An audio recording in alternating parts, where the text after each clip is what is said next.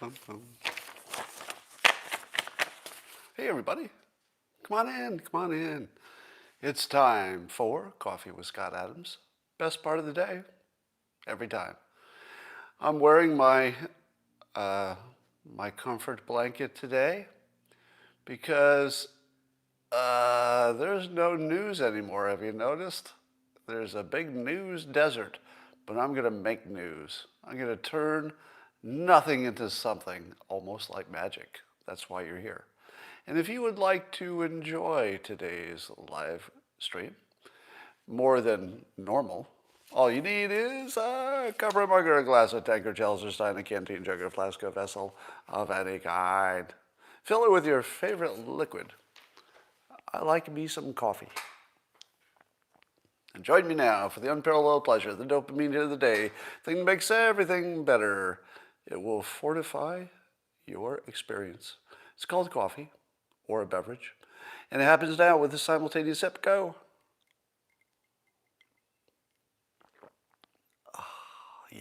Yeah. I feel that goodness going to every part of my body. And so do you. Well, it was less than a month ago that a number of citizens of this country marched into the Capitol and tried to fortify the Republic. But that didn't go well, and so the people trying to fortify the Republic and make sure that we had transparent and fair elections will be rounded up and punished, because that's the way we work in this country. Yes, they were trespassing. Yes, they broke some laws. Yeah, the legal system probably does need to do what the legal system does. But why are we calling it a coup instead of a bunch of citizens who tried to fortify, to use the words of the words of our leaders? Why don't we spin that as a bunch of citizens who tried to fortify the Republic? Because that's exactly what they were trying to do. They weren't trying to destroy America, were they? Does anybody think that? Does anybody think that the people who marched on Washington said, we're going to destroy this country? Exactly the opposite. There was a whole bunch of people who wanted their country to be strong and fair and transparent. And they marched on Washington. Many of them did bad things. They have to deal with that. That's their own problem. But by any objective measure, the people who went to Washington and protested were trying to fortify the existing republic. They were trying to make it work better. Specifically, that's what they were asking for. A better, fairer, more transparent election. And our leaders, who are disreputable, decided that the best way to capture that whole situation was that it was an insurrection. Well, I guess the people who win get to tell you what the history was. So will the history books report that people marched on their capital to fortify the republic? Or will they report that there was a coup attempt? Well, it all looks the same, at least on the surface. The biggest issue in the country, I would say, is schools reopening, wouldn't you? Because if the schools reopen, then a lot of parents who couldn't maybe work because they got to watch the kids get to go back to work. The economy starts working, but of course there's a big impact, we think, on infections. Probably will go up if schools reopen. Anything that creates more contact probably increases infections. So it's the biggest decision in the country. And who gets to make this decision? Well, turns out that the teachers' unions have the most power, because they can simply say, hey, our teachers are not going to go back to school. And then what do? Right? So it's really not up to the country as a whole. It's not up to the government. It's actually up to the teachers' unions. So the teachers' unions are in charge, for all practical purposes, on the most important question in the country, for the governance and health of the future of the United States. The teachers' unions get to make this decision, apparently. Now, can you imagine a worse system than to pick some people who, by the nature of a union, their job is to protect their members, even if it costs other people a little bit of whatever. Their intention, their point, the entire purpose is to do what's good for the union. Do they do that? Well, they might, right? If I'm going to be fair, the teachers' unions probably do a great job of doing what a union is supposed to do. Get good benefits and good treatment for your teachers. Unfortunately, that pits them on the opposite side from the rest of the public. Because the public, be they Republican or be they Democrat, seem to want schools to reopen. But the teachers' unions are the obstacle. Now, can we use this issue to unify? Democrats? Hello? Democrats, Republicans? Is there somebody out there who, for political reasons, thinks schools shouldn't open up pretty quickly? Safely, of course, but quickly. I think we've got finally an issue we can unify on. The teachers' unions are the biggest source of systemic racism because they're the ones who keep competition away from the school system. And without competition, people in bad schools, typically people of color, are going to be in a bad situation, and they're going to stay that way because they don't have a school system that can move people out of a bad situation. So finally, now that Trump is sort of less important to the news cycle, can we finally agree on something? That the teachers' unions are the source of all of our problems? Let me give you the good news. In the past just few months, support for school alternatives has gone way up. I think it's like a 10-point increase in the polls. So we went from a place pre-pandemic where people were kind of sort of okay with the current school system, even though it wasn't perfect. It wasn't a high issue in people's minds, I don't think. It didn't seem like it anyway. But now, because of the teachers' unions and the coronavirus and school closing, now it's a big issue. And you're seeing quite a bit of good persuasion toward states that are starting to move legislatively toward funding kids instead of schools. Now, I understand the way that works, and I'll take a fact check on this if I have this wrong, is that the idea is currently the state will give money for schooling to a school. And they'll say, well, you've got X many kids there, so we'll give you this much funding. Then if the kid wanted to go somewhere else, well, he'd have to pay for it himself, or the family would, because the funding stayed with the school. But there are now 17 states that have either already passed or are working on legislation that would say that wherever the kid goes, that's where the funding goes. So if the kid can find another accredited school, could be private or religious, whatever it is, that the funding would be transferred over to that school, and then you have a competitive situation.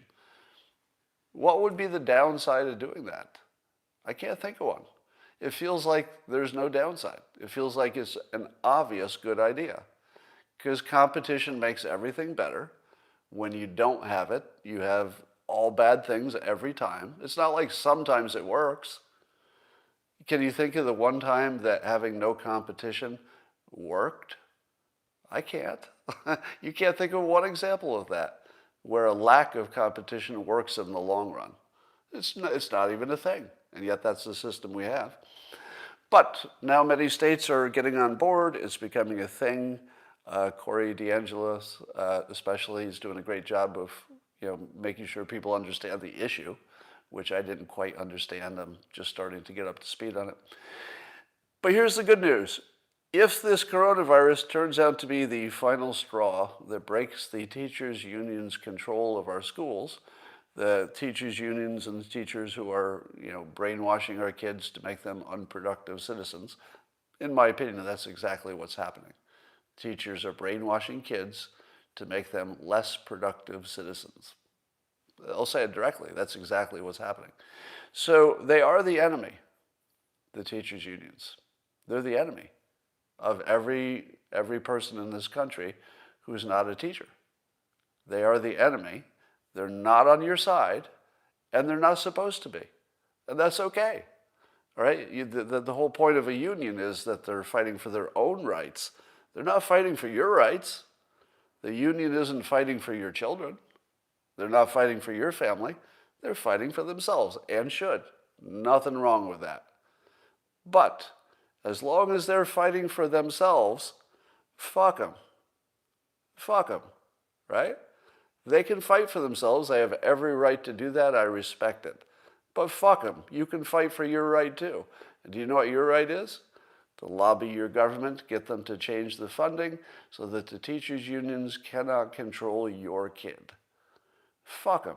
They're the enemy. They're the enemy of the country. They just do a good job for their members. And that's something you can respect. But they are your enemy, unless you're a teacher. So don't get that wrong. They're your enemy. They're destroying the fucking country right in front of you by destroying your fucking children's lives right in front of you, and you're fucking letting them do it. They're the enemy. They're not on your side. They're the fucking enemy. I guess I made my point there.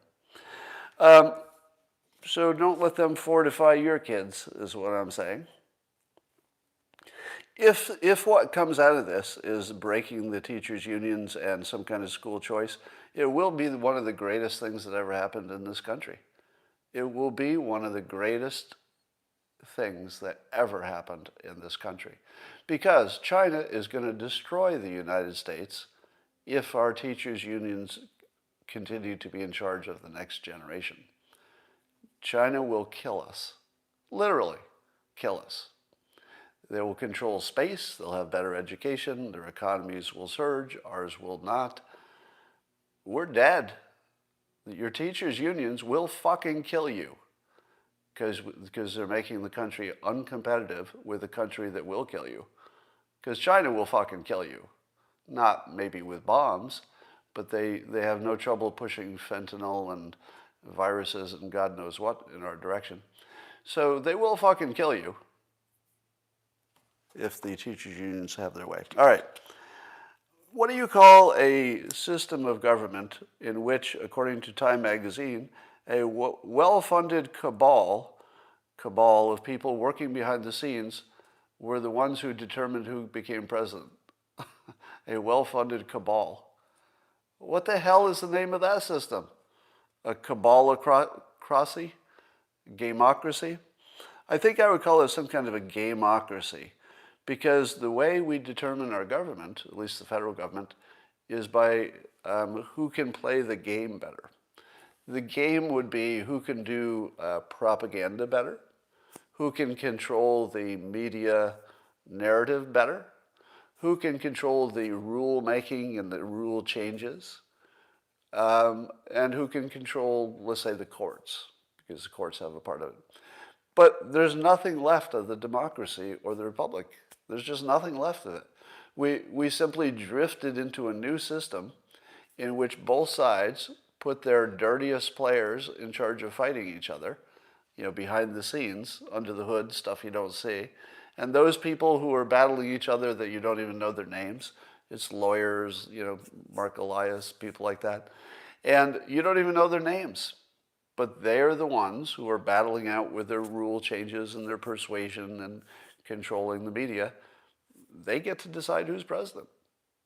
The voters are just sheep who vote whichever way they've been influenced to vote. That's it. So we don't live in anything that should be called a democracy or a republic, right? And how is it taught in school? I think that's a fair question. Would a kid in school be taught today that we have a republic and that we have some kind of a democratic process within a republic? Is that what we teach the kids? Because it's not happening. You don't live in anything like that. The actual observable country you live in is determined by this game-playing, rule-changing persuasion stuff behind the screen. It has nothing to do with the voters. The voters are largely irrelevant unless they come with a surprise, like a Trump-like surprise. And you could argue that the reason Trump won is that they played the game better, right? In the 2016 election, they just played the game better. Trump was a little bit better at getting attention. Allegedly, the data gathering and social media use by the Trump campaign in 2016 was better than the competition. What did that have to do with your vote? Nothing. You were completely irrelevant to any of this. You got persuaded, rules changed, data was used. That was the story. All right. Without the Trump common enemy, things are looking interesting. Because as long as Trump is silent, which is exactly his best strategy, so he's playing it exactly right, and he's showing a lot of discipline, by the way. Don't you think ex-President Trump is pretty disciplined in staying out of the news? How hard must that be? It's got to be really hard to stay out of the news, but he's doing it. And I think that takes some discipline, so it must be hard. But because Trump is not there as our common enemy, watching the Lincoln Project fall apart is sort of my new hobby. And so I guess there's another founding member of the Lincoln Project who has quit or couldn't make an agreement, and now they hate each other, and she's leaving. I guess she asked for a raise, the Lincoln Project people say, and was denied. She wanted a lot of money. So watching this group, who, by the way, should form a band. I think the Lincoln Project should form a band, and if they did, it would be called Rick Wilson and the Grifters. Because without Trump, the Lincoln Project is sort of just a bunch of grifters, isn't it? What else are they doing? What's the point of the Lincoln Project after Trump is gone? So now they have this organization that takes a life of its own, but they don't have anybody to fight because Trump is gone. So they turned on each other because there are a bunch of people who are looking for a fight. So they're just the Fighting Grifters. So Rick Wilson and the Fighting Grifters would be the name of their rock band. And let me give you some advice. If you ever join an organization in which you are sometimes considered a clone of Rick Wilson, think twice. Think twice about what organization you want to be in.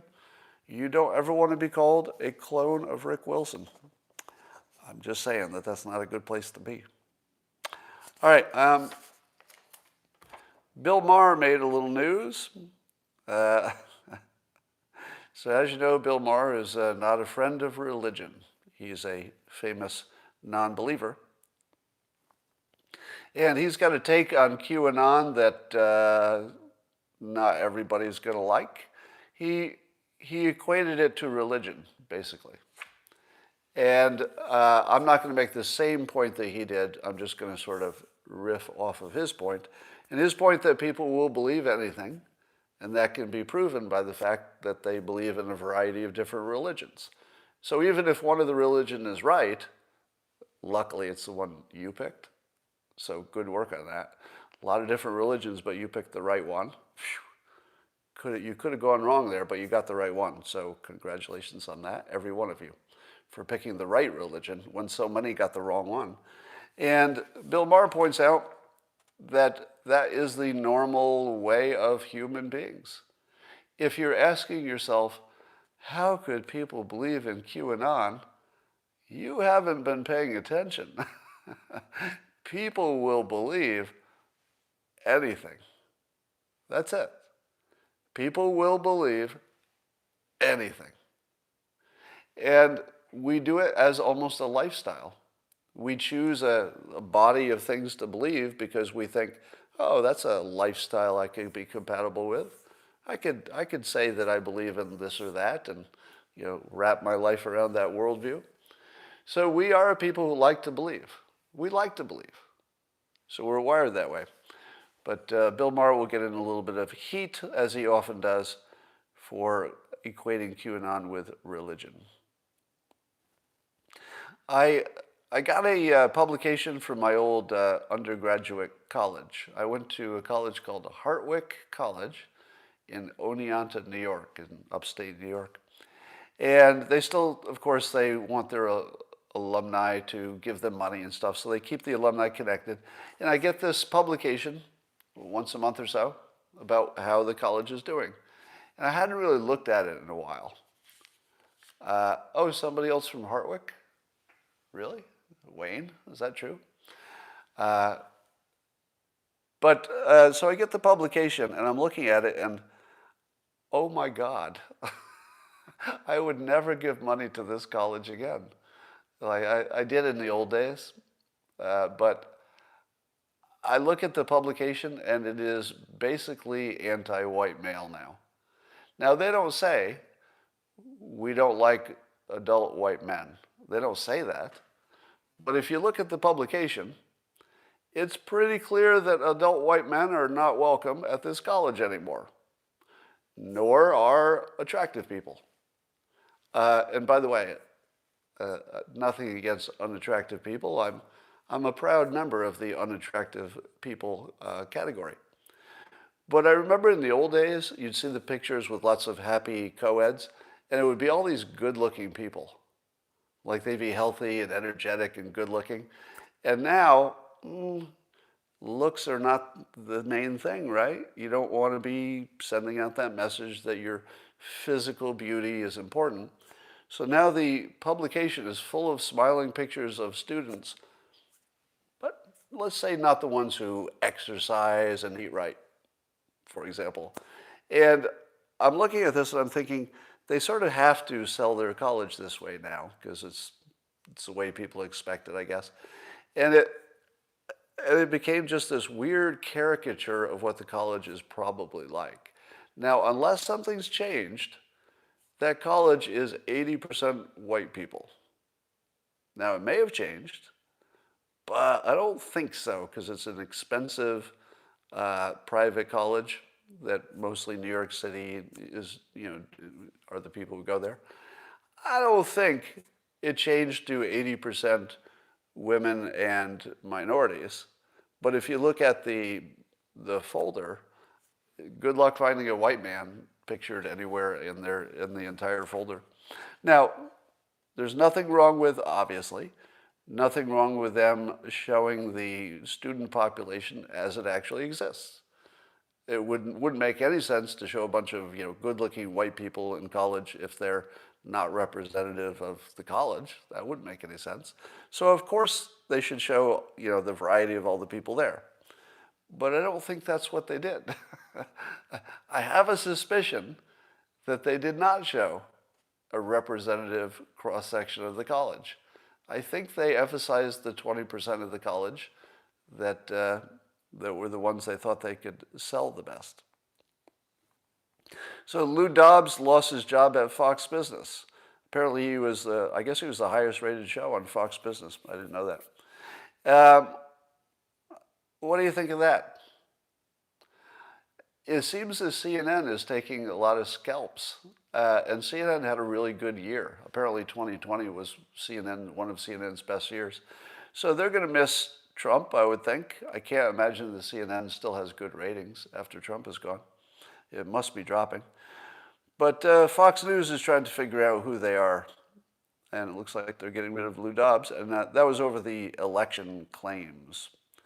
Speaking of election claims, how many of you have seen the very banned, I think it's banned, Mike Lindell, the CEO of MyPillow? How many of you have seen his long-form video where he talks about his allegations of election irregularities? Have you seen it? I almost wasn't going to watch it because it was kind of long, and I thought that I would know what was in it. But what Mike Lindell is most famous for is being the best marketer and salesperson maybe of our generation, right? I don't know, one of the best, let's say. So I thought to myself, what would happen if you took a topic that the public thinks is thoroughly debunked, at least much of the public, half of it anyway, thinks is thoroughly debunked.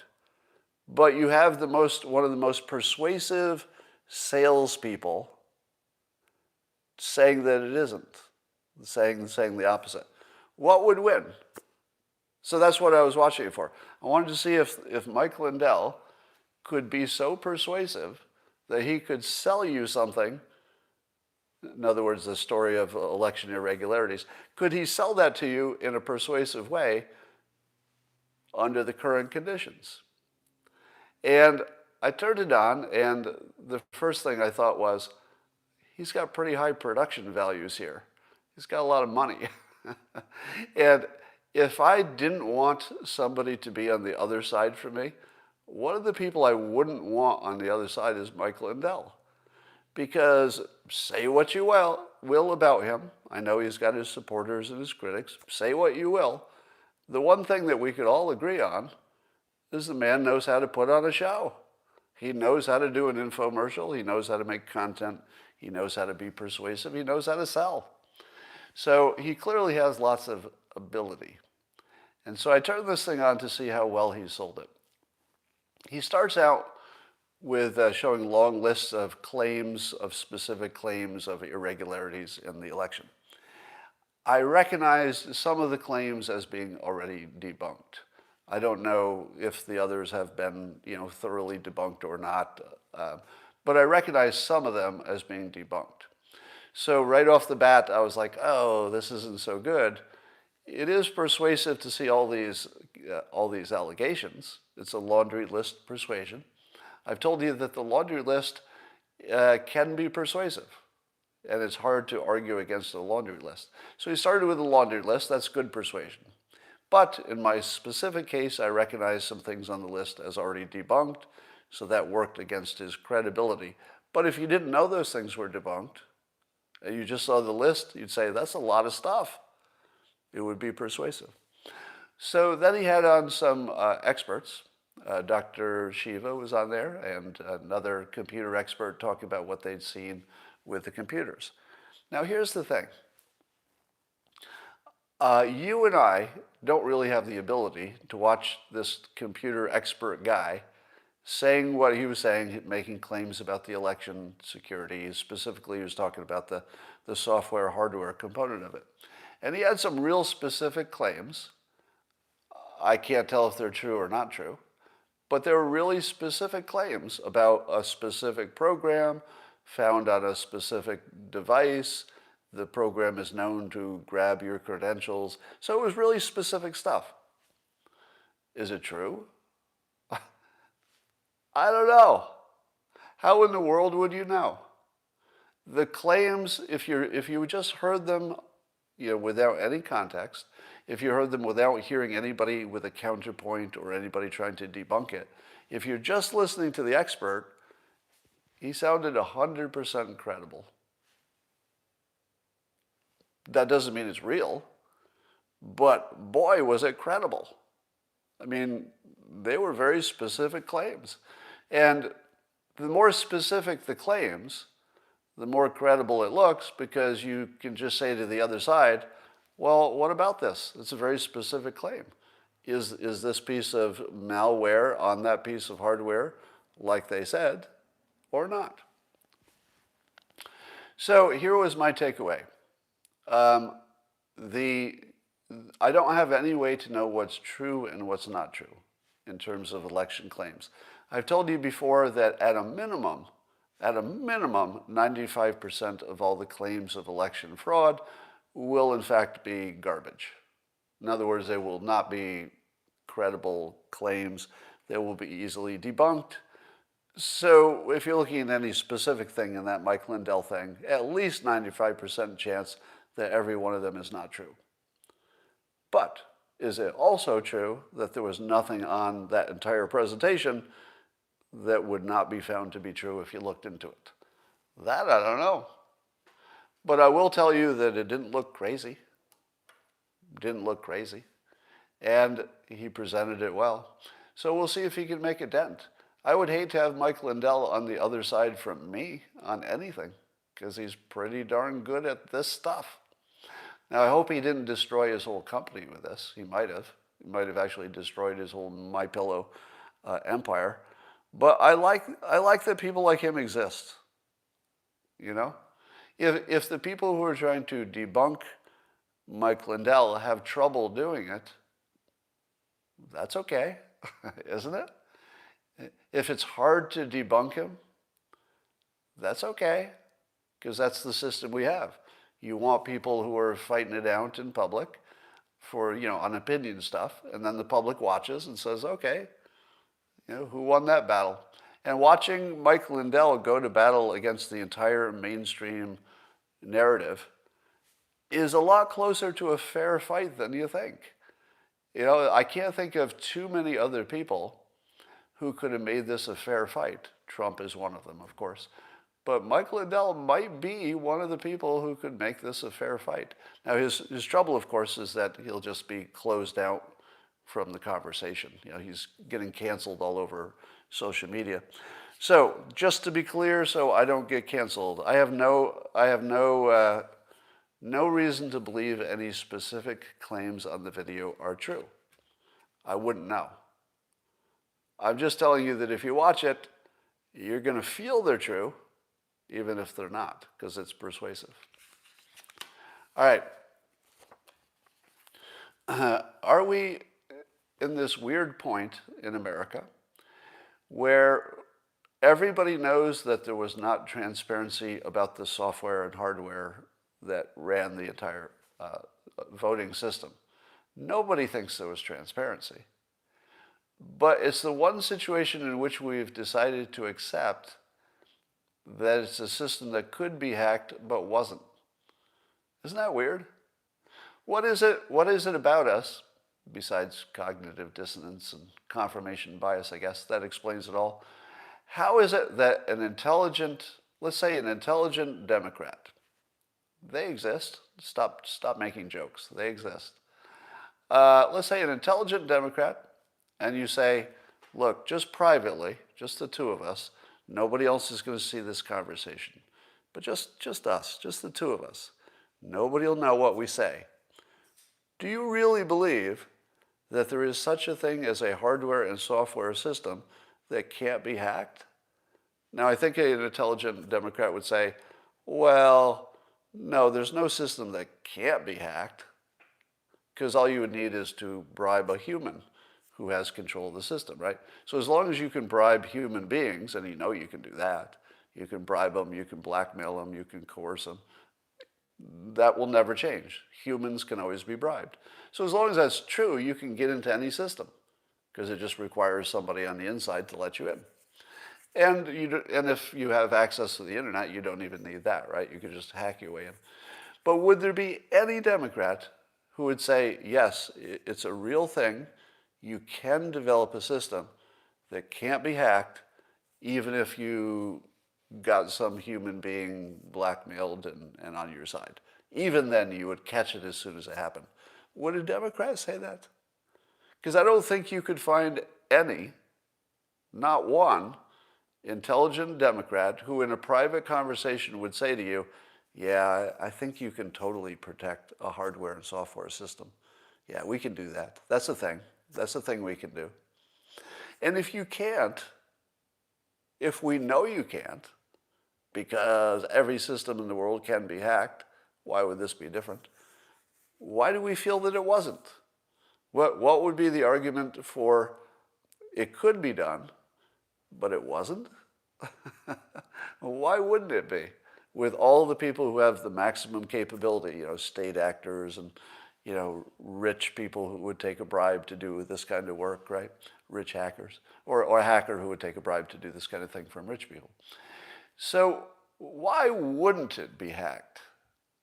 What would be the argument that by now, because a lot of time has gone by with these systems out there, people would have, presumably at least tried to hack them. Why would this be the one thing that wasn't hacked when it's the thing that people would most want to hack? So it's the most valuable thing you could ever hack, except maybe a bank, I suppose. And this is the one that didn't get hacked? The one that's most valuable to hack? I guess it's possible. But it seems to me obvious at this point that the people in charge, roughly speaking, the people in charge of our government don't seem to be interested in election transparency. It doesn't seem like anybody's interested, because I think they like the under the hood game where the operatives and the persuaders and the dirty tricksters are the ones who are making things happen. I feel as if both Republicans and Democrats maybe like the dirty trick gameocracy and fixing it and turning it into an actual democratic republic. Maybe it looks worse. Maybe that looks worse than the current system to them. All right. Somebody says Shiva has the evidence. Well, I would caution you all with the following. If the smartest person in the world, who is very qualified, says to you, I have the evidence and it's right here, what would you say about that? Assuming that the claim is, I don't know if you would call it an extraordinary claim, but it would be, let's say, a big claim. It would be a big claim that proof of election fraud was, attainable and somebody had it in their hands and could show it to you. How would you know what you were seeing? I wouldn't. There's nothing that anybody could show me about the election that would make me say, oh, there's proof. Nothing. Because what would you show me? You would show me a printout of a log of the data and maybe how it changed. But I wouldn't know why it changed, or if you got this from the right place, or if you edited it after you downloaded it, or who are you? There is no way that you could convince me that the election was either fixed or not fixed. It just can't happen. There's no way you can convince me either one is true, because I wouldn't know what I was looking at. You can't prove something didn't happen by simply not finding it, right? So I could never be convinced there was no fraud just because nobody found it. That doesn't make sense. The only thing you know is nobody found it or nobody proved it. Let's say nobody proved it in court. That doesn't mean it's not there. And if somebody found it, or said they found it, and handed to you, private citizen, a whole bunch of really solid-looking information, and it was in a big binder, and it had sources and statistics, and smart people had looked at it, and they said it looked pretty good, what would you know if you had that in your hand and you could read it? Nothing. You would know nothing. There is no way to communicate this information because we don't trust anyone, and what they show us we wouldn't understand because we'd be seeing it out of context. We might think we understood. That's the dangerous part. We might get it and say, well, this is pretty obvious. It says this was done. Here's the witness. I guess it was done. But how accurate are witnesses? Really, really inaccurate.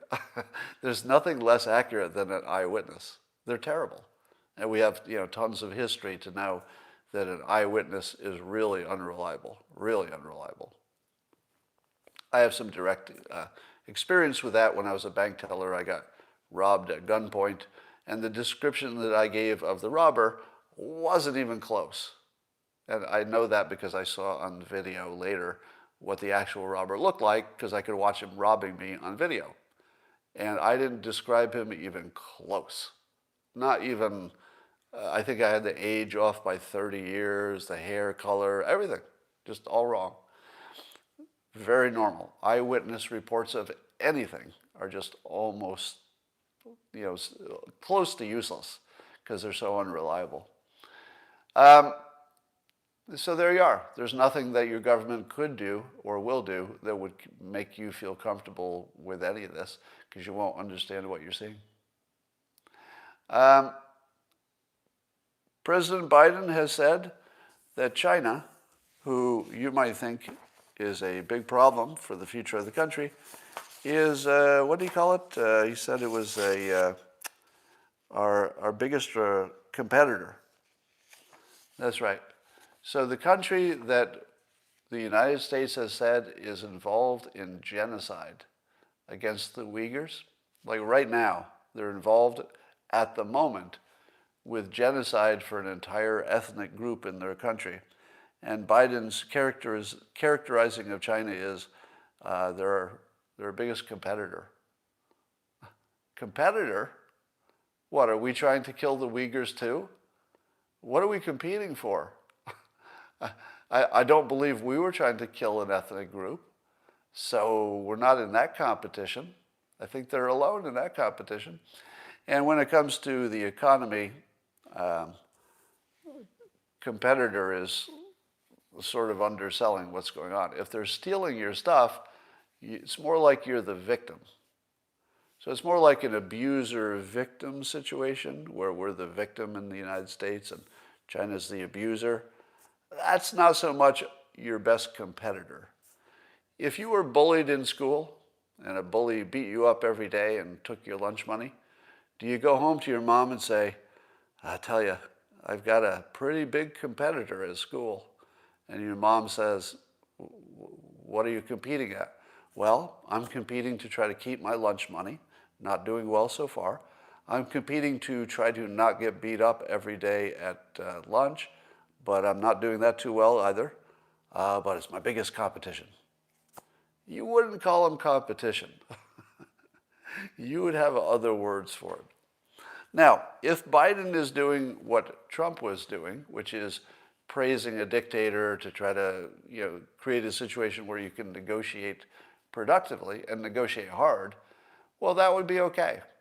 So if the next thing you heard is that Biden was speaking nice about China, but the policies were really hard-ass, for example, Biden just sent a heavy-armed cruiser, I think, through the straits between Taiwan and mainland China, which is a provocative military thing to do. So that's good. So score 1 point for Joe Biden. And whether you hate it or not, I am going to credit Joe Biden for anything that looks like was well done. I think sending the heavy cruiser into those semi-disputed waters was well done, show of force. So I'll give him the compliment. That was probably just right. And if you see him being friendly the way he talks about China, but he keeps doing that kind of stuff, it's like, well, China is just our competitor. Hey, we're going to send a heavy cruiser through your disputed waters. That's okay. Talking nice and dealing very hard, totally okay. That would be a Trump style of business, actually. So that part I'm not going to complain about. So will the U.S. defend Taiwan when the Chinese attack them? I don't think the Chinese will attack. I think that they have a very long view of things, and that in the long run they think that Taiwan, one way or another, will get back under the full mainland Chinese control. So I think it's like Hong Kong. They're just going to wait as long as it takes. Yeah, I do think they'll take over one day, but it'll probably be through bribes or something. Do other Muslims care about the Uyghurs, you ask? Well, I guess you'd have to ask them. Has Biden been on Marine One? I don't know what you mean by that. Did you see the Uyghur lady interview? I saw the highlights from it. It was pretty rugged. Now, should you believe everything that you hear from a Uyghur refugee who says what's happening there? I would say that would be unreliable source. A direct eyewitness, because think about it. If you were a member of the Uyghur population and you knew that you were being put in concentration camps by the Chinese government and you got free, wouldn't you exaggerate a little bit how bad it was?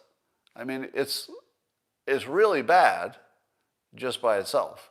But wouldn't you add a little bit? Add a little bit of a kicker, make the torture sound a little worse, the rape a little more common than it really is? You would. You would if you were smart. And I have no reason to think that that lady was dumb.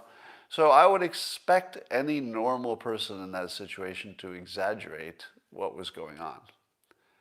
But even if you exaggerated it, it's whatever it is still a genocide, right?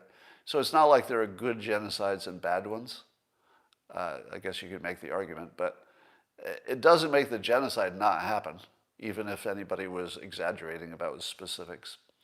The genocide is happening. It's a real thing. And somebody's saying it's much worse than we imagine it could be. Yeah, I think the odds of it being worse than we imagine are pretty high. Pretty high, like 90% high.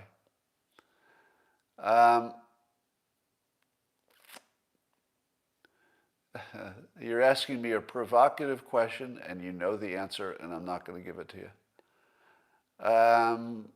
You believe China and the media? Why would I? Why would I believe China or the media? Of course not. Exaggerating like AOC in the Capitol riot. Yeah, you know, AOC is just Trump light. So she had some hyperbole there about her Capitol experience. To me, it's the smallest story in the country, but we ran out of Trump things to talk about. I don't think AOC, you know, sure, she exaggerated maybe how close she was to the action, but it's only for AOC to say how scared she was. So if she was really scared, and if she described it accurately, that's her feeling to have. It's not us to say you should not have been scared. I mean, maybe you could say you wouldn't have been scared, but you can't tell her how scared she can be. That's not your job. Somebody says AOC is a nut job. I don't think so. I tell you, if you're looking at AOC and saying that she doesn't have capability, you are so wrong. She has a lot of capability. You can not like her policies, but a lot of capability, and she's definitely not crazy.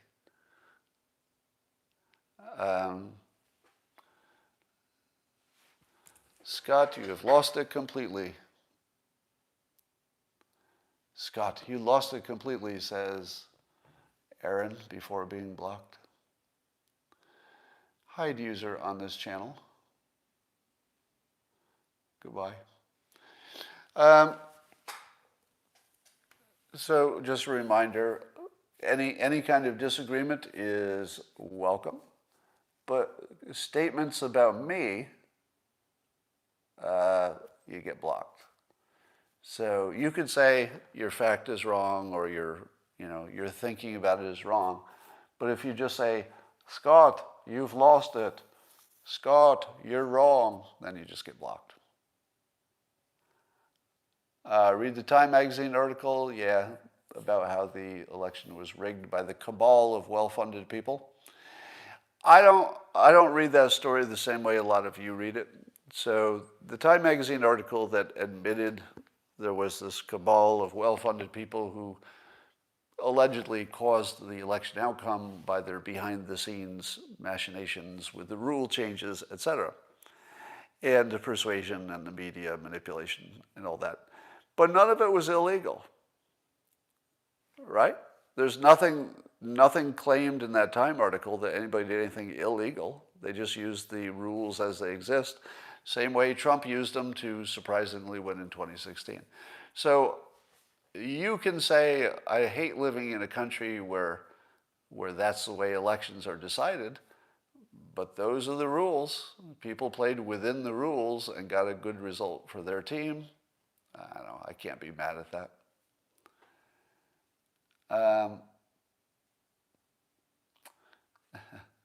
Scott has early onset dementia. You know, one of the interesting things about aging is what your brain does. You know, watching your own brain develop. And there's no doubt if you were to measure let's say, the quickness of my mind or the ability to learn a new thing, it wouldn't be close to what it was in my 20s, right? In my 20s, I was just a machine. I could absorb, entire fields of content, like a vacuum cleaner. But at my current age, I assume my brain is not as nimble as it used to be. But that's largely compensated for by my skill stack improving every year. So every time I have a new skill or a new filter or a new way of looking at something, that more than compensates, it feels like. It feels like it does, but that could be an illusion. But it feels like it more than compensates for what I'm losing in nimbleness and, just mental, let's say, firepower. Short-term working memory does decline, somebody says. Yeah. So my mind is not as nimble, but it has a much better skill stack. And I feel as though it's working the best it's ever worked, if you include all the ins and outs. So do I have dementia? I don't know. And user says, your wife is beautiful. True. Fact check. True. My wife is beautiful. Have you all made your Valentine's Day plans? Make your plans now. Make it good. Might not have a restaurant to go to. All right, that's all for now. I will talk to you. Bitcoin's on fire? Well, that's good. And I'll talk to you tomorrow.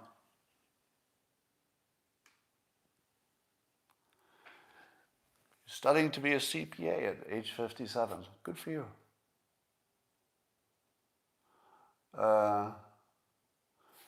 You're saying AOC's entire account of what happened was a lie.